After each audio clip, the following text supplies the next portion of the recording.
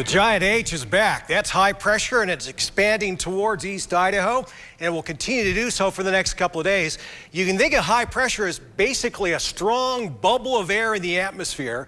Any storms that want to go through that bubble, they bounce off and they get forced around that up into Canada.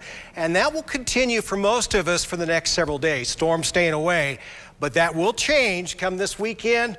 Oh yeah, we'll have a storm or two, and temperatures are going to take a nosedive. Now tomorrow, being that this high is going to be a little farther east, it may allow some of this instability around Seattle over Vancouver Island to sweep across the central portion of the state. So places like Salmon, yeah, I'm talking to you, Salmon, Chalice, you too, Stanley, Leadore, Mackay, Arco could see some thunderstorms late tomorrow afternoon into tomorrow evening. So that just goes to show the atmosphere is always moving. Even though you're under the influence of high pressure, it too is moving eastward, and that will continue to do so for the rest of the week. Not quite as cold tonight. What does that mean? Well, last night, most of us were below freezing. Tonight, we're going to be way above freezing in Pocatello with a low of 38. And you're thinking, well, that's no big deal. I mean, it's still cold. Well, our low should be freezing this time of year, so we'll actually be warmer than usual. Idaho Falls will stay above freezing. That's a treat for you too. Rexburg will have a low of 32. Not as cold for the central mountains. In fact, most of us will stay above freezing tonight for low temperature. Last night, it was a different story. In fact, we were down in the teens in Stanley, upper 20s. That's better than the teens. Not quite as cold for the upper highlands in western Wyoming. Last night, most of us were in the teens. Tonight, most of us will be in the 20s, and one of us will actually be above freezing or stay above freezing with a low of 34. Then for the southeast highlands, not as cold tonight like the rest of us. Lows will range from a chilly 19. You were colder last night, Montpelier. Yeah, you know you were colder. 19 tonight, so not quite as bad. We'll be above freezing overnight. For you, Preston, Downey, southern end of Bannock County, we'll stay above freezing tonight. And then tomorrow, just a gorgeous Wednesday, sunny and even warmer than today.